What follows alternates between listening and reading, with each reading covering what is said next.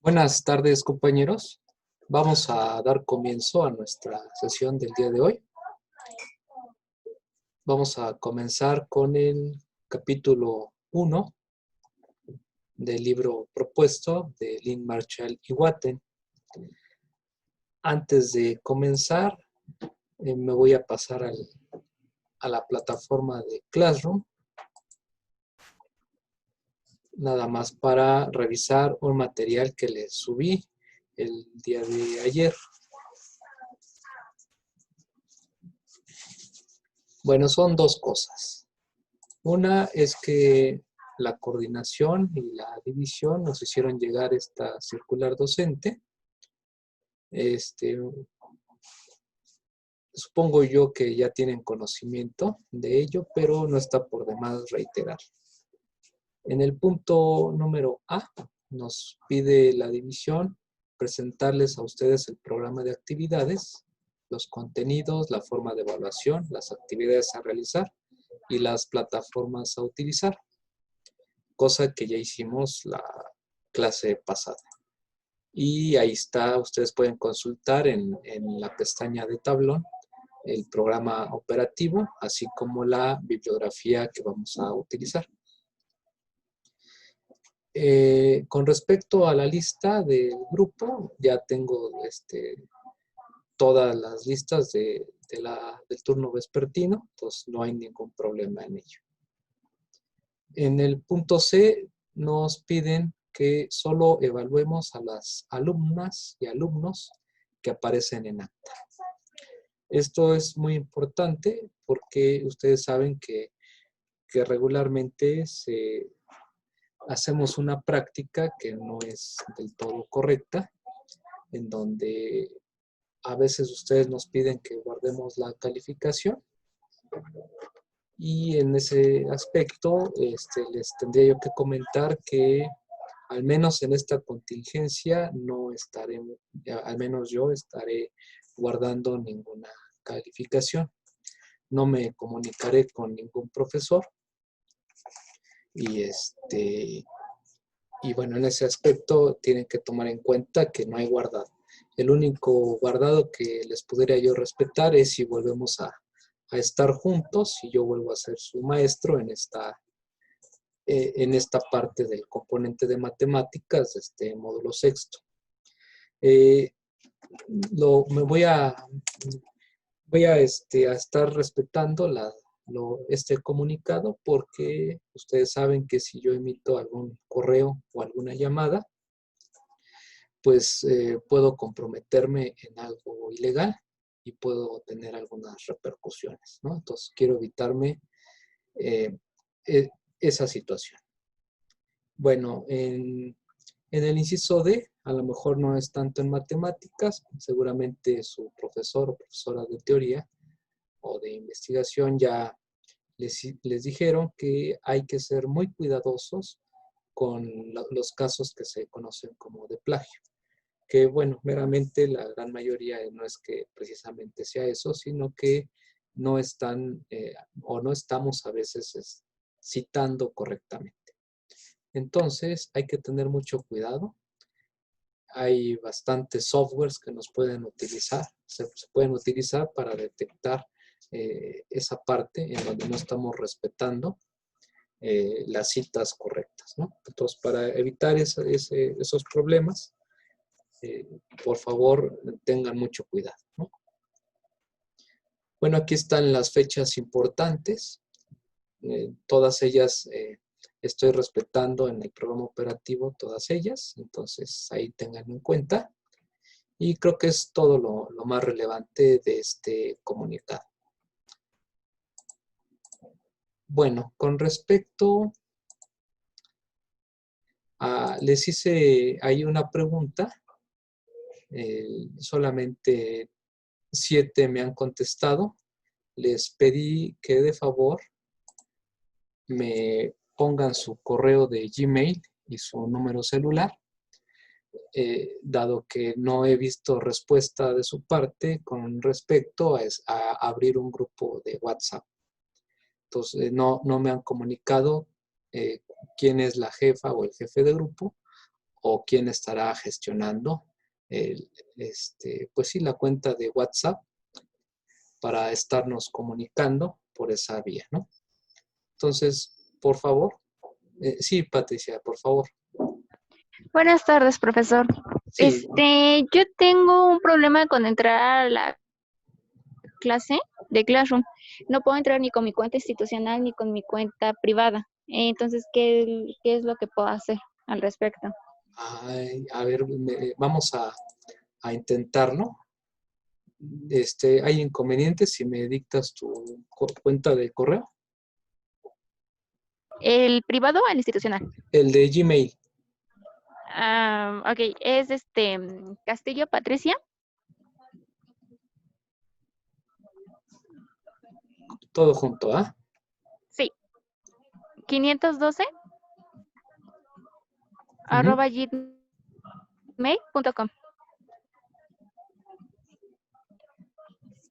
A ver, vamos a ver.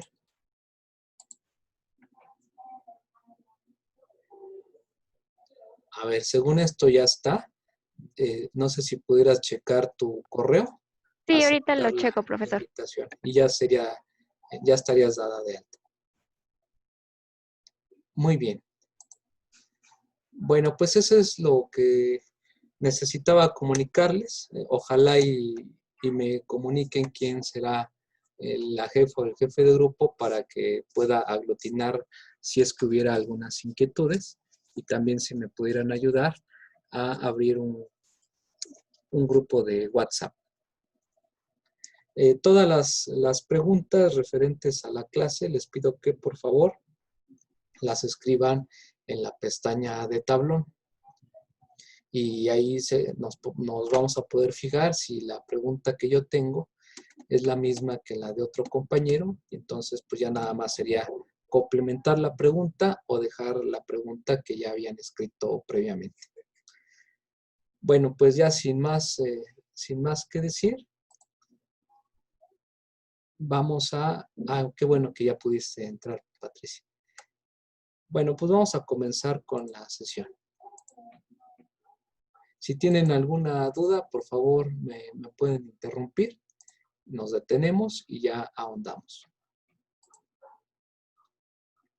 Bueno, entonces, la vez pasada ya habíamos comenzado con este capítulo 1 que se llama La estadística, tipos de variables y escalas de medición.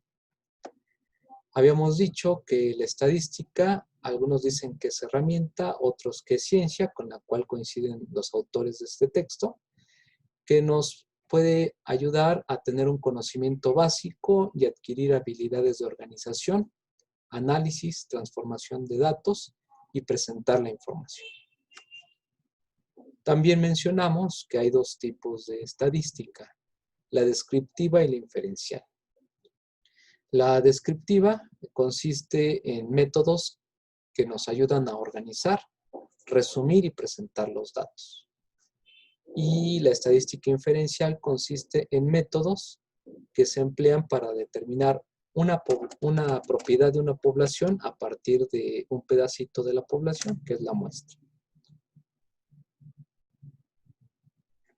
Aquí tenemos los dos conceptos de población y de muestra, como podemos ver aquí en el gráfico.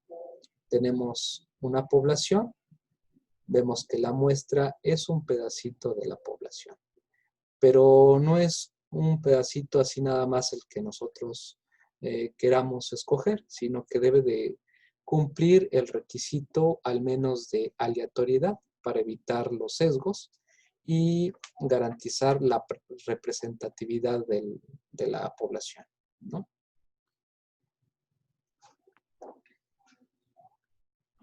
Bueno, pues ahí los autores, una vez que nos dan estos conceptos, comienzan por decirnos que hay dos tipos de variables. Las variables de tipo cualitativo o de atributo y las variables de tipo cuantitativo. De hecho, en la estadística, ya sea descriptivo o inferencial, hay que tener mucha atención en esto porque hay un tratamiento para las variables de tipo cualitativo y otro tratamiento para las variables de tipo cuantitativo. Es decir, las de tipo cualitativo, que regularmente son letras, pues se pueden representar, por ejemplo, a partir de barras separadas en un gráfico que precisamente se llama así, gráfico de barras. Y las variables de tipo cuantitativo las vamos a representar, por ejemplo, en histogramas, que van a ser barras pegadas, las vamos a poder representar con líneas, o incluso en gráficos de pie o de pastel. Bueno, las de tipo cualitativo, como ejemplo, tenemos el género, masculino o femenino, afiliación religiosa, católico, protestante, judío, etcétera. Tipo de vehículo, pues serían las marcas de algunos vehículos como Toyota, Ford, Nissan, Renault, etcétera. La entidad de nacimiento, cualquier estado, desde Baja California hasta Yucatán, o color de ojos. Las variables de tipo cuantitativo pudiera ser el saldo de mi estado de cuenta bancario, los minutos restantes de una clase o el número de niños en una familia. Dentro de las variables cuantitativas, a su vez, hay dos divisiones, las de tipo discreto y las de tipo continuo. Se dice que las de tipo discreto están dadas en números enteros y las de tipo continuo pueden asumir cualquier valor, ya sea fraccionario o decimal. Veamos los ejemplos. Bueno, las discretas, dice, pueden asumir ciertos valores y comúnmente hay espacios o brechas. Ejemplos: el número de recámaras en una casa, el número de martillos que se venden en cierto local. De las variables continuas, estas pueden asumir cualquier valor dentro de un rango. Por ejemplo, la presión de una llanta, el peso de una chuleta de cerdo o la altura de los estudiantes.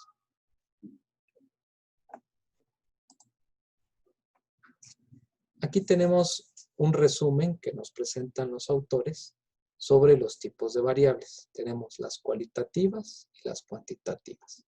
Y dentro de las cuantitativas hay dos vertientes, las discretas y las continuas. Veamos más ejemplos. Dentro de las cualitativas, la marca de una PC, Dell, IBM, Toshiba, estado civil, soltero, casado, divorciado, color de cabello, ¿no? Dentro de las cuantitativas discretas, niños en una familia, número de televisores en una casa. De las continuas, el monto del impuesto sobre la renta, el peso de un estudiante, la precipitación pluvial de cierto estado.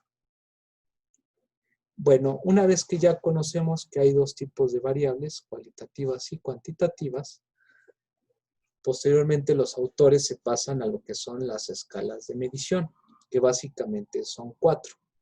Son nominal, ordinal, intervalo y razón.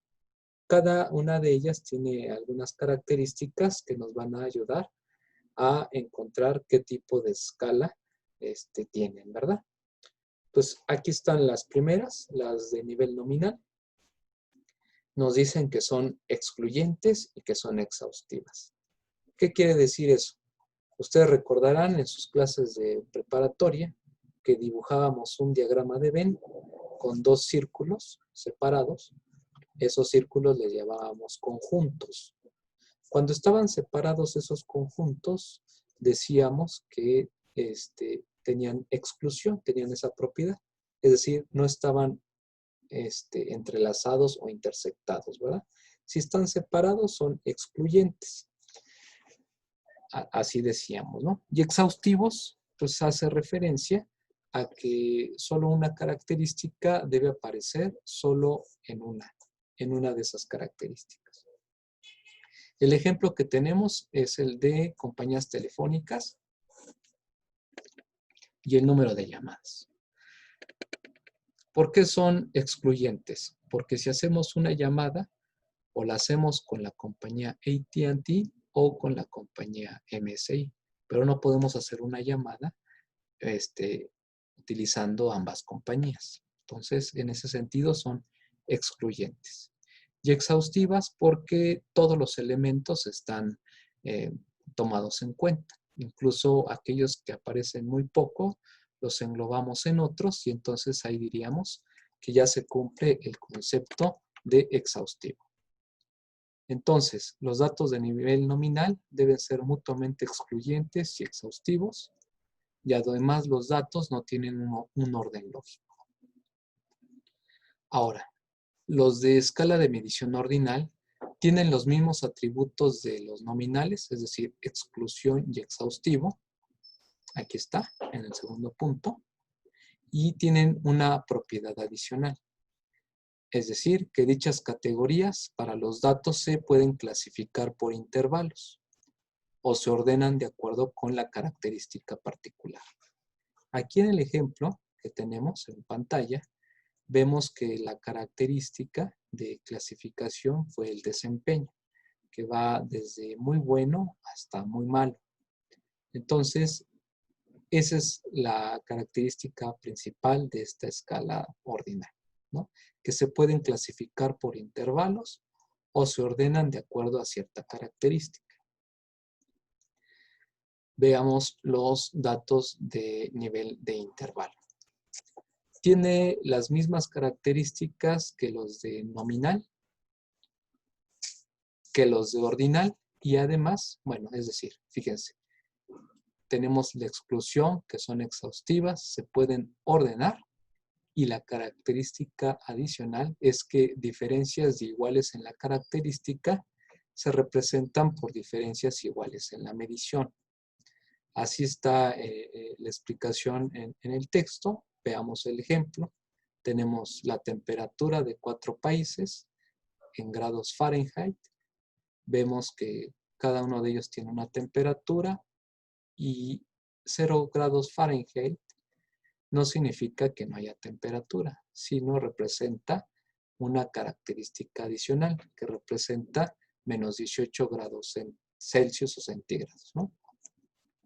Finalmente, los de escala de nivel de razón incluye todas las características antes mencionadas y además el punto 0 representa la ausencia de la característica. En los de intervalo no hay ausencia, no tiene ningún significado el 0, pero en los de nivel de razón sí tiene significado el número 0. Aquí tenemos un ejemplo de empleados y sus ingresos. Puede ser un empleado que tenga 0 ingresos mensuales, es decir, que esté trabajando por comisiones. Veamos el resumen. Nivel de medición nominal. Los datos se pueden clasificar. Los números de playera de los jugadores de fútbol, el color de ojos, afiliación religiosa, género y marca de los automóviles. Aquí podemos observar que solamente es una clasificación y no quiere decir que uno sea mejor que otro. Es decir, una marca no quiere decir que sea mejor que la otra. O por ejemplo en los jugadores de fútbol, el número 3 no es peor que el número 7. Simplemente es una característica de clasificación. ¿Sale? En los de nivel de medición ordinal, aquí sí se pueden ordenar o rankear esos datos en base a un atributo, como por ejemplo el número de lista en clase o la posición de los equipos dentro de un campeonato. En los de nivel de intervalo, cumplen estas dos características, pero además existe una diferencia significativa entre los valores. Por ejemplo, la temperatura y la talla de una prenda. Si hay una gran diferencia, por ejemplo, en la temperatura, si uno tiene 37 grados, quiere decir que estás todavía bien. Si tienes 37.5 grados, entonces ya quiere decir que tienes calentura. O en la talla de una prenda, hay una gran diferencia entre un pantalón de hombre talla 32 y una talla 34. ¿Sí? O sea, te pones un pantalón una talla más arriba, o sea, por ejemplo, de 32 te pones sí, que tú midas 32 y te pones la 34, pues sí se nota bastante la diferencia, ¿no? En los de nivel de razón, cumple con todas estas características, pero además el punto cero tiene un significado. Es decir, que podemos encontrar 0 pacientes en un consultorio, puede ser que no haya llamadas en un call center o que haya empleados que no tienen ingresos mensuales fijos, o simplemente que vivamos al lado de la universidad. ¿Por qué es necesario conocer el nivel de medición de los datos? Pues para ver qué tratamiento le vamos a dar. Y a partir de ello vamos a poder elegir la metodología adecuada para resumirlos y presentarlos. Y además vamos a poder determinar las pruebas estadísticas que deberán de realizarse, así como los gráficos que se van a presentar. Bueno, pues así a grandes rasgos es el aspecto teórico que nos presentan los autores. Para complementar lo que presentan en este capítulo 1 estos autores, les comento lo siguiente, ¿no? Cuando tenemos un conjunto de datos de ciertas variables, a ese conjunto de datos le vamos a llamar series o series de datos. Y esas series las vamos a encontrar en 3 tipos. Series temporales, es decir, que vamos a poder ver la evolución a lo largo del tiempo de una variable. Las series transversales o de sección cruzada, que son meramente una fotografía tomada en ese instante, y las series de panel o longitudinales, que serán una combinación de estas dos. Veamos los ejemplos. Aquí tenemos una serie de tiempo. Por ejemplo, tenemos la tasa de desempleo del 50 al 87. Claramente es una serie temporal. En esta del lado derecho tenemos una serie de sección cruzada o de corte transversal. Por ejemplo, los años de educación de 526 personas que solamente se tomaron en un instante o en cierto año. Y acá tenemos las bases de datos de panel, que es una combinación de ambas. Aquí, por ejemplo, pudiéramos tener el Producto Interno Bruto por entidad federativa del año 93. Aquí tendríamos a Sonora, Chihuahua, hasta Yucatán. Después tendríamos el 95, igual Sonora, Chihuahua, hasta Yucatán, y así sucesivamente. Por lo tanto, las series más grandes son las de panel o longitudinales. Y las más comunes son las de tiempo o las de sección cruzada o de corte transversal. Veamos unos ejemplos.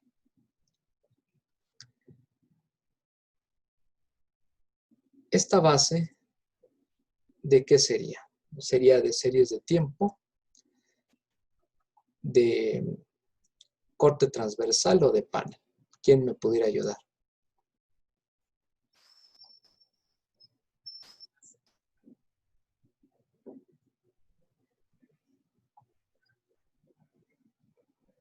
¿Nadie? Sí, por favor. Adelante. No, díganlo, por favor.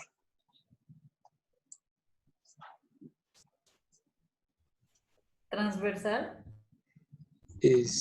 No, porque mira, aquí tenemos una evolución. Aquí tenemos los trimestres del 12, los trimestres del 13 y así sucesivamente. Esta sería una serie temporal, nada más que aquí se las cambiamos. En el ejemplo les presentamos aquí la variable y de este lado la temporalidad. Pero si la cambiamos, pues sigue siendo una serie temporal. Aquí tenemos la cuenta corriente, que son los ingresos menos los egresos. Aquí podemos ver que ha sido regularmente negativa, pues porque gastamos más de lo que generamos a nivel país y eso genera endeudamiento. Entonces, esta es una serie temporal. Veamos el siguiente. Este es un gráfico de una serie temporal. Es la evolución, por ejemplo, de la diferencia entre exportaciones menos importaciones. En esta tenemos el PIB por entidad federativa del 2008, el agua extraída de la superficie y el agua extraída del subsuelo. Todas son del 2008. ¿Qué tipo de base o de serie tenemos en la pantalla?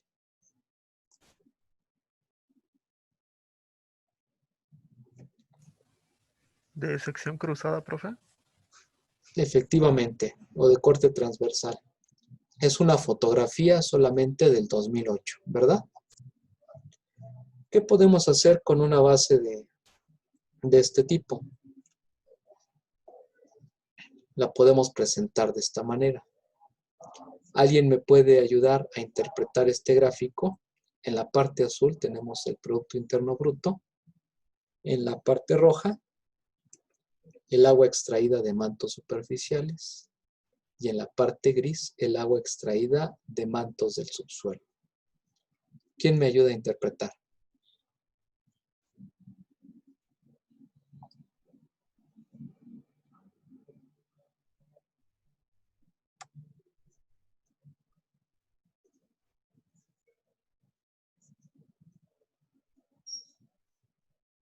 Adelante, compañeros, no sean tímidos.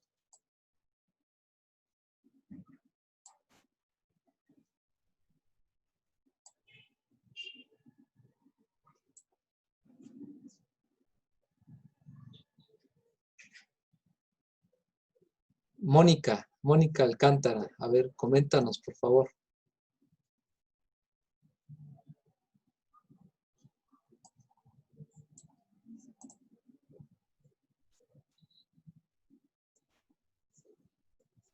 Sí, profe.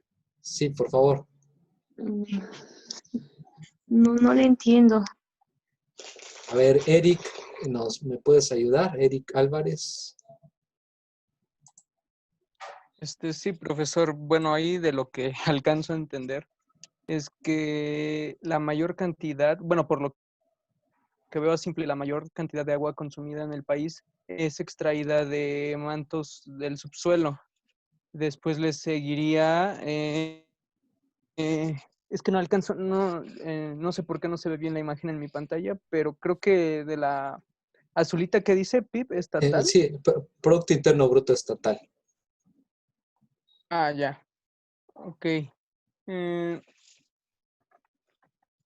Bueno, después vemos que ¿qué es el naranjita? Es que le digo que no sé. El naranja es el agua extraída de mantos superficiales. Ah, bueno, que esa es en algunas regiones del país, es como en la segunda, bueno, menos en Baja California, más se consume ese tipo de agua, más que el agua extraída del subsuelo. Uh-huh. Así Y, como Tamaulipas y no sé cómo Veracruz, ¿no? interpretar. Ajá. Muy bien, Eric, muchas gracias. Pues sí, fíjate que lo que acabas de mencionar creo que es la esencia. Básicamente en el país, para que podamos producir, necesitamos extraer agua del subsuelo, ¿no? Y las consecuencias, al menos en el Distrito Federal, las observamos en los hundimientos que se presentan en todas las colonias, ¿no? Efectivamente. Muy bien. Vámonos a una serie de panel. Vean ustedes, aquí tenemos una persona a lo largo del tiempo, la segunda persona a lo largo del tiempo, y estamos analizando la evolución de sus ingresos, ¿verdad? Es decir, una base de panel, pues estamos dándole seguimiento a esa misma unidad de observación, ¿no? Ahora, también las series temporales las podemos encontrar en distinta frecuencia: anual, trimestral, mensual, semanal o diaria. Anual como el Producto Interno Bruto y diaria como el tipo de cambio o el precio de las acciones. Además, según la información contenida, las series también se pueden clasificar como series de flujo o de nivel, es decir, que solamente registramos la cantidad o el monto de cada una de ellas. Aquí tenemos la inversión extranjera en millones de dólares y no se le hizo ningún tratamiento. Entonces, si no hay tratamiento alguno en la serie, se le llama serie de flujo o serie de nivel. Cuando acumulamos mes tras mes esos valores, pues les llamaremos serie acumulada, y al final del año estamos reportando esa serie acumulada, ¿no? Aquí tenemos el índice general por objeto del gasto. Sería una serie de stock, es decir, que nos va a referenciar de cuánto fue la inflación al final del año, a pesar de que se registre mes a mes. Tenemos también las series de saldo. Aquí sí hacemos algún tratamiento. Por ejemplo, la primera es una resta entre los ingresos menos los egresos. En la segunda son las exportaciones menos las importaciones. En esta otra tenemos una serie de razón. Básicamente es una división entre dos características. Por ejemplo, el tipo de cambio real, tomando en cuenta la moneda estadounidense versus el peso mexicano.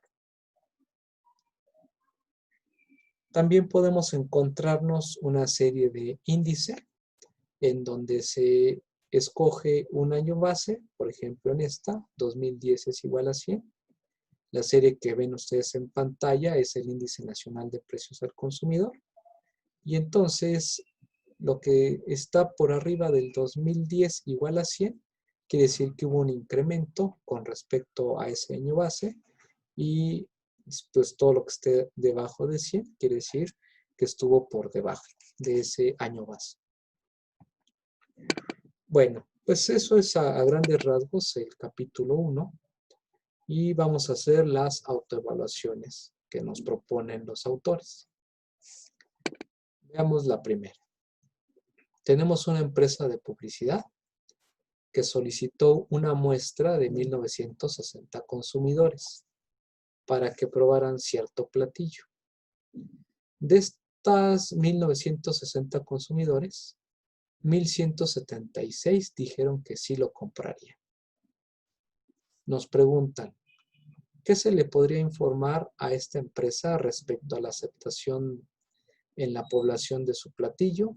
Y el inciso B, esto sería un ejemplo de estadística descriptiva o inferencial. ¿Quién me ayuda a contestar?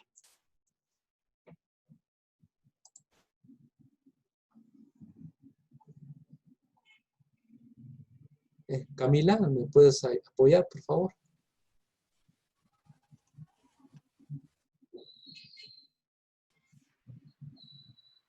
Ay, ¿dijo mi nombre, maestro? Camila Acosta, por favor. Sí, sí, soy yo. Sí.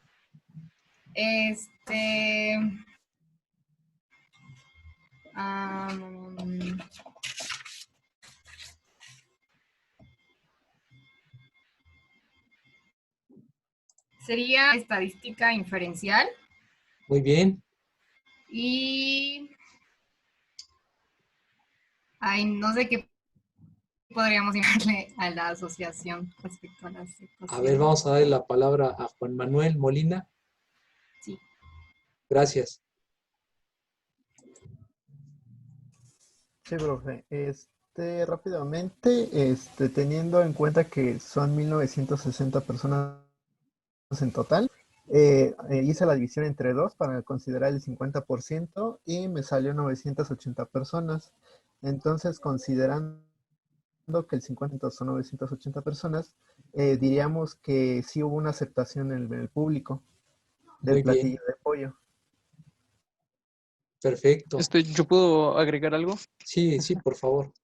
Sí, bueno, más fácil para sacar el porcentaje de aceptación, yo lo que hice fue que dividí los 1,176 entre el total, entre, bueno, todos los con los que se llevó la muestra, son 1960 y lo multipliqué por 100 y me dio un total del 60% de aceptación.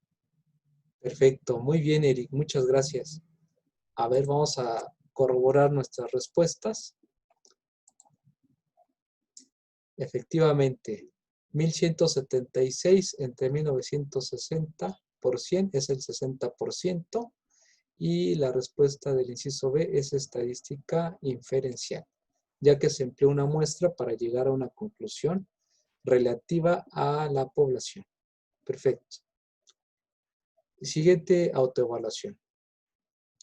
Nos piden saber cuál es el nivel de medición que reflejan los siguientes datos.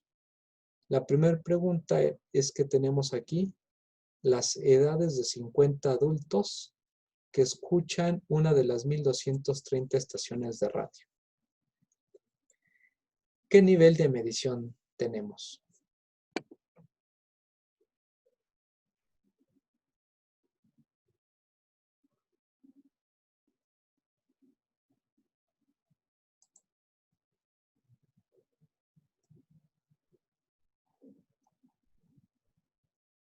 Nancy Mendoza, ¿me puedes apoyar, por favor?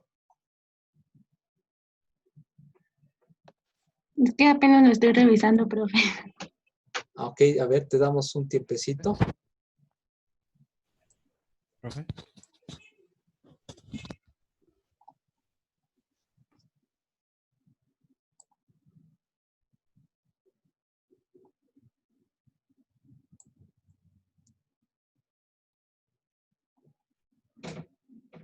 A ver, Eric Ortega, ¿me puedes apoyar, por favor?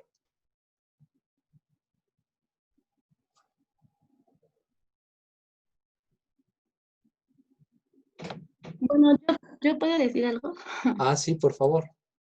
Bueno, de las edades, yo podría como solamente incluir que casi no hay jóvenes que actualmente escuchen como la radio.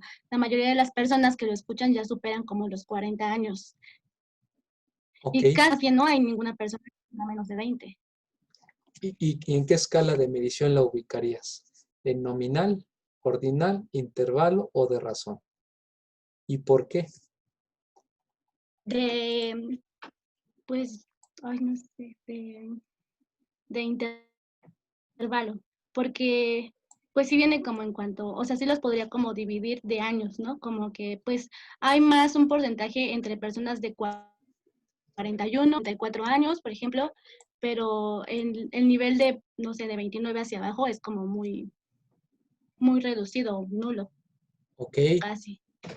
Bueno, no precisamente es de intervalo, o sea, no quiere decir que eso esté mal, es parcialmente correcto. A ver, vamos a ver con Patti. Patricia, ¿nos apoyas?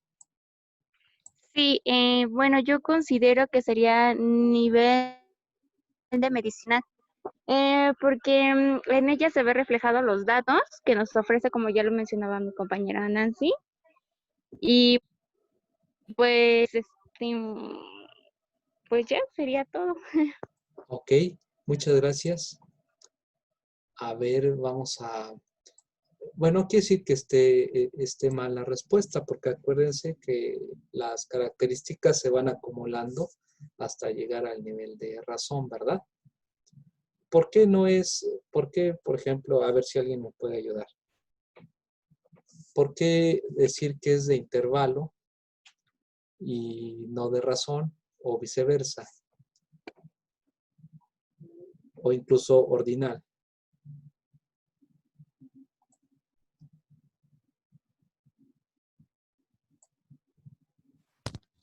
¿Puedo comentar, profe? Por favor. Yo diría que no es ordinal porque pues no marcan como que cierta estación es mejor que otra. Solo los pues se podría decir que caracterizan cada canal con los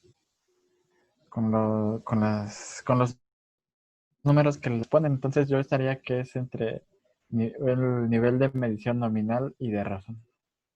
Ah, ok. Gracias, Bruno. Mira, de nominal, Sí, esa sí la tendríamos que descartar, porque acuérdense que las de nivel nominal regularmente son letras y solamente nos sirven para clasificarlas, como por ejemplo la marca de un automóvil, Nissan, Toyota, etcétera, ¿no? Entonces, de plano no es nominal, pero sí pudiera ser cualquiera de las otras tres, ordinal, intervalo o de razón. Vamos a ver qué nos dicen los autores y a ver si podemos complementar un poco. Nos dicen que la edad es una variable de escala de razón. Una persona de 40 justamente tiene el doble de edad que una de 20. Y también pudiéramos decir al respecto, obviamente aquí no está, pero si es posible que un bebé, por ejemplo, que tenga, no sé, 4, 6, 8 meses, que no ha cumplido el año, aunque no entienda nada, es posible que esté escuchando la radio. Entonces, si cabe esa posibilidad de que el 0 tenga un significado, recuerden ustedes que entonces la podemos catalogar como nivel de medición de razón. Veamos la siguiente pregunta. Dice, en una encuesta de 200 propietarios de autos, 100 eran de California, 50 de Nueva York, 30 de Illinois y 20 de Ohio. Bueno, aquí ustedes ya vieron la respuesta. Efectivamente, es una escala de medición nominal. Muy bien. Vamos a ver rápidamente el resumen. Los autores nos dieron el concepto de estadística. Es una ciencia que recoge, organiza, presenta, analiza e interpreta los datos. Hay dos ramas de la estadística, la descriptiva y la inferencial. Existen dos tipos de variables, cualitativas y cuantitativas. Acá están. ¿Sí? Dentro de las cuantitativas tenemos las discretas y las continuas. Y culminan con los 4 niveles de medición. A ver si me pudiera ayudar América a leer los 4 niveles de medición, por favor.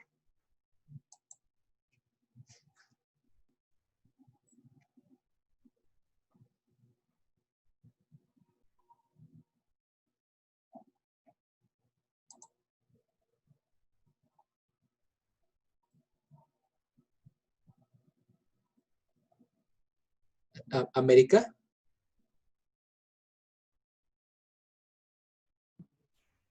Bueno, Sí, por favor, ¿me puedes apoyar en leer los 4 niveles de medición?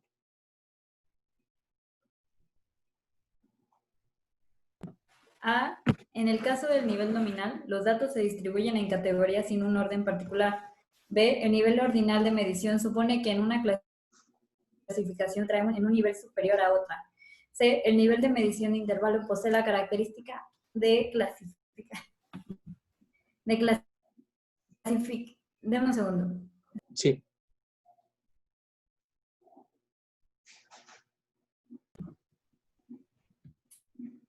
El nivel de intervalo posee la característica de clasificación correspondiente al nivel ordinal de medición, además de que la distancia entre los valores es constante. D. El nivel de razón cuenta con todas las características del nivel de intervalo, además de que existe un punto cero y que la razón entre dos valores resulta significativa. Muchas gracias, América. Muy bien. Pues ese es el capítulo 1. Pero también por ahí nos presenta una reflexión al respecto de la ética y la estadística y de cómo a veces se puede falsear la información. Entonces, denme un segundo. Les voy a poner un video muy corto que nos habla al respecto y después me gustaría escuchar sus opiniones.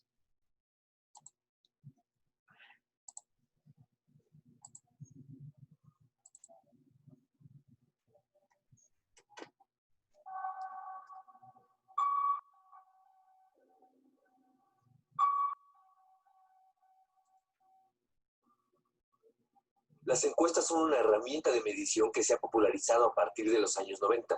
Son útiles y prácticas, sin embargo, también se pueden manipular a efecto de crear tendencias o corrientes de opinión. Veamos el ejemplo de una gráfica en tiempos electorales de Consulta Mitofsky, correspondiente al mes de enero de 2012. Cuando nos muestran una gráfica así, la ventaja del color del centro parece contundente.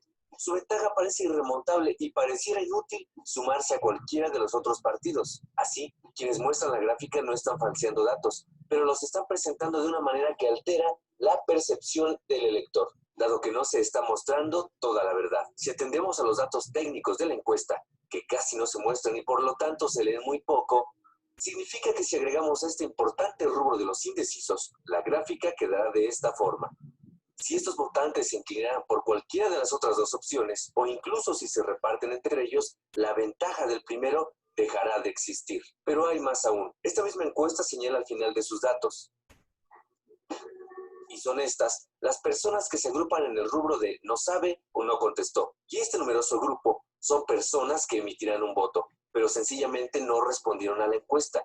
Y si a ellos los colocamos en la gráfica, esta queda así. Vemos que el uso para propaganda de esta gráfica es totalmente inútil. Presentada así no le sirve al candidato que la usó en un inicio para persuadir a los votantes de los partidos que supuestamente están muy por debajo de él. Es decir, la gráfica así no nos dice realmente nada de por dónde irá la elección, pues quienes no contestaron y quienes no tienen una preferencia clara en el momento de la encuesta pueden hacerlo por cualquiera de los otros candidatos el día de la elección. Por otra parte, observando el progreso de esta encuesta, en el mes de febrero de 2012, en el sondeo realizado por el mismo grupo de consulta, hubo un cambio que, aunque pequeño, es muy significativo. Aumentó en 10% el rubro de quienes rechazaron la encuesta. Por diversos motivos y razones, simplemente no quisieron contestarla. Mientras que en la encuesta de finales de marzo, el cambio ocurrió en el PAN, quien se encuentra en picada y está en un empate técnico con Andrés Manuel López Obrador, quien es hasta el momento el único candidato con una tendencia constante a la alza. Y como todos los expertos saben, en este tipo de mediciones, más que los números de cada momento, lo que importa es la tendencia. No debemos olvidar que el grupo de personas calificadas en la encuesta en el rubro de no sabe, no contestó o no ha decidido puede migrar hacia cualquiera de las otras opciones, por lo que la moneda aún está en el aire. Nadie, ningún candidato, puede considerarse como virtual ganador, pues a este lo decidiremos nosotros, los ciudadanos. Muy bien, espero que sí se haya escuchado y me gustaría escuchar algunas de sus opiniones.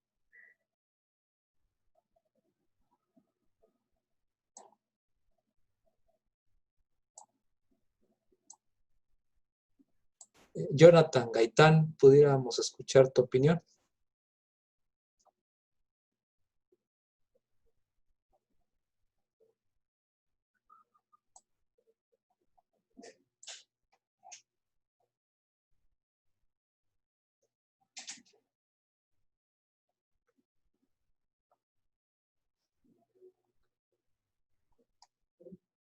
Jonathan.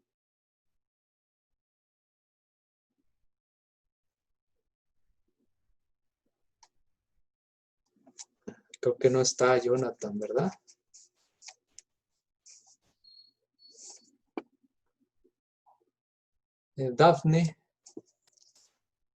Dafne Morales.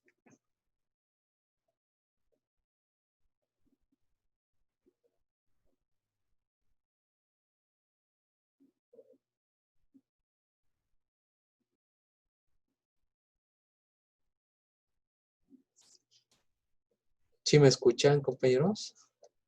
Sí, profesor.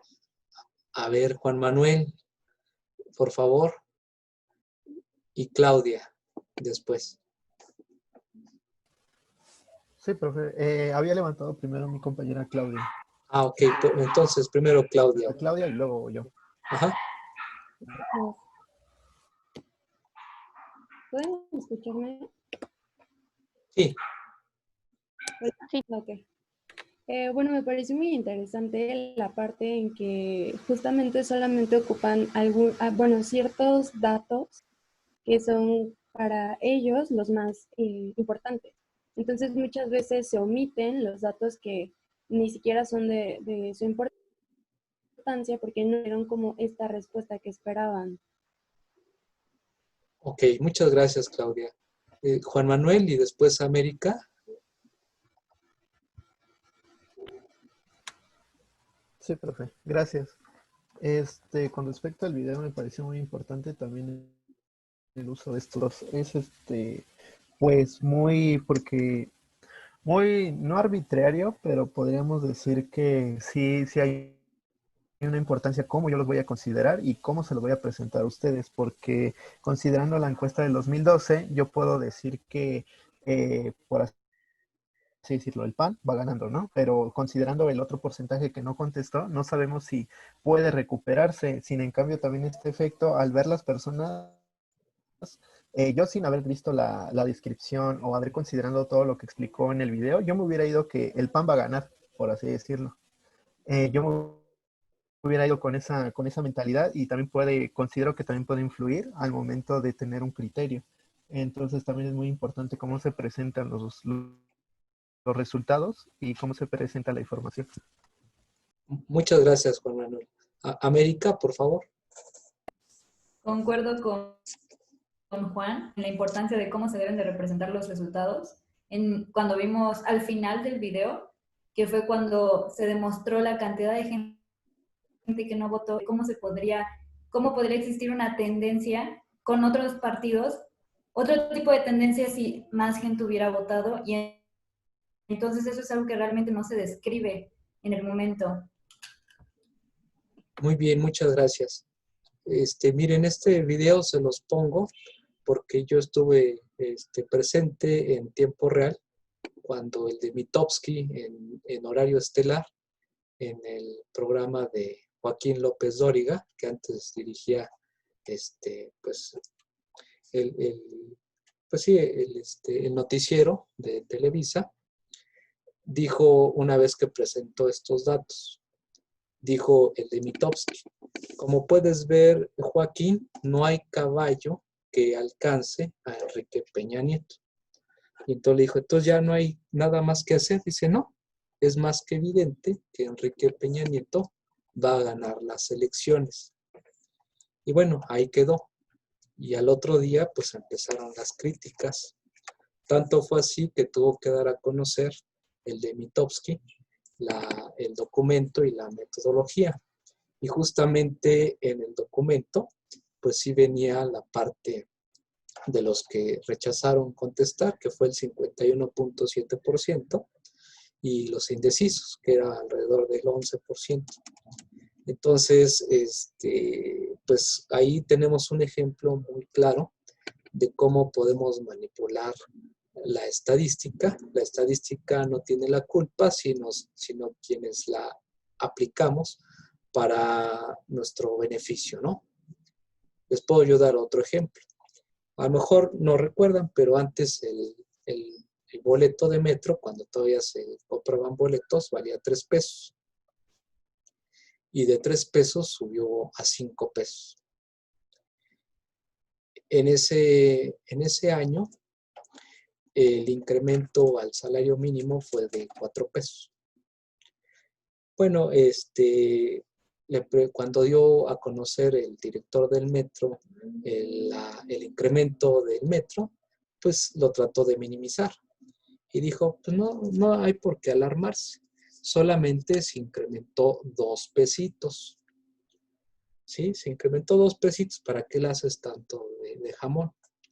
Pero si ustedes dividen 3 entre 5 por 100, ¿cuánto nos da?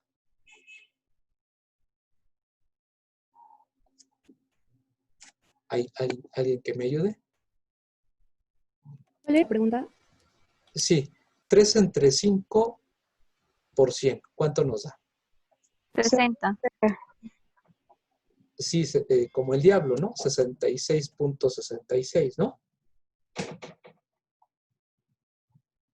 No, profesor, da 60 ¿A la 60? cerrado. Ah, 60%. bueno, pues, 60. ok, gracias. Bueno, entonces, ¿qué es más alarmante? Que dijéramos a la población, no la hagas de jamón, subió 2 pesos, 2 pesitos, o decirle a la población, va a subir el 60% el metro. ¿En dónde te alarmas más? ¿En el primero o en el segundo caso? En el segundo En el caso. segundo. Claro, en el segundo. Y es la misma información. Es según cómo la estemos presentando, ¿verdad?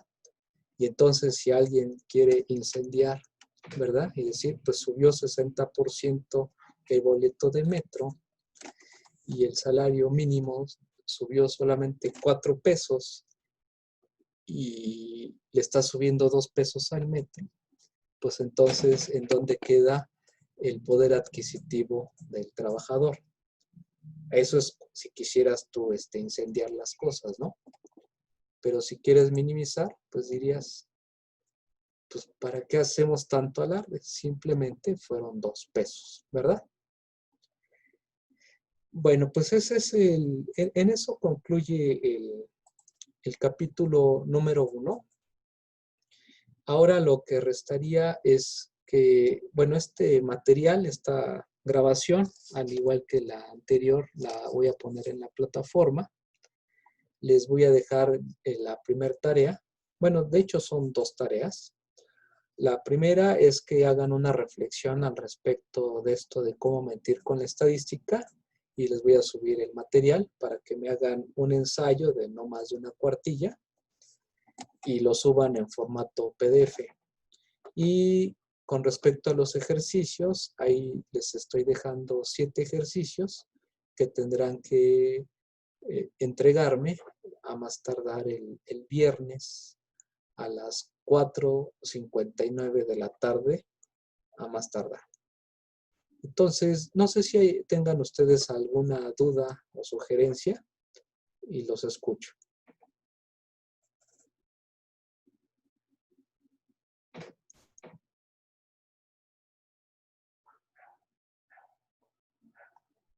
Pati, ¿me querías decir algo? No, soy Daniela Bello. Ah, Daniela, sí. Hace rato mi internet estaba fallando un poco y no alcancé a escuchar todo lo que dijo al inicio. Ah, sí, cómo no, Daniela. Algo que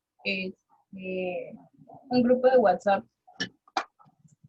Sí, sí, son 2 cuestiones las que mencionábamos al inicio. Una es con respecto a la circular que nos hizo llegar la división y la coordinación al respecto del guardado de notas. Entonces yo comentaba que al menos en esta pandemia no estaré guardando ninguna nota. Entonces, es nada más como información. Y la segunda es que me gustaría que hicieran un grupo de WhatsApp para que canalizáramos en ese grupo, pues cualquier inquietud o duda. Aunque bueno, las dudas me gustaría que las expresaran en la parte del tablón de Google Classroom y algunas cosas pues ya de otra índole las podemos canalizar en Google Classroom. Pati, ¿ibas a decir algo? Sí, profesor. Todas las tareas se visualizan en Classroom, ¿verdad? Sí, y hay que subirlas en PDF y tienen que Ajá. asegurarse de darle entregar. Las que acabo de mencionar, ¿las va a subir apenas o ya se pueden visualizar?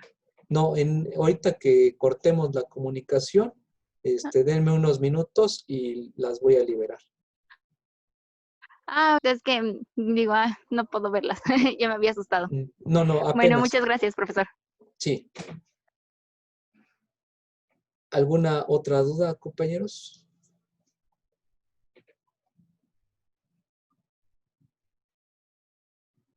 Bueno, si no hay otra duda, nos veríamos el viernes para revisar sus dudas, para contestar la tarea. Y si es posible, me gustaría que también vayan leyendo el capítulo número 2. Si es posible, lo empezamos el viernes. Si no da tiempo, pues nos vamos hasta el lunes. Bueno, si no hay otra cuestión, es el material que tengo preparado. Y bueno, ojalá y pudiera ser más interactiva la siguiente clase. Y cualquier cosa, el viernes pueden externar sus dudas al respecto de la tarea. Ahí vienen 2 ejercicios, me parece, en la tarea de los ejercicios, en donde tienen que utilizar la base de datos.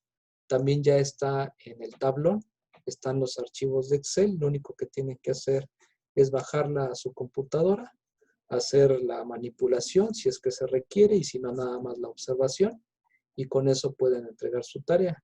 La tarea puede ser a mano o en computadora, pero ya sea cualquiera de los 2 casos, tienen que subirla en formato PDF y asegurarse de darle entregar tarea.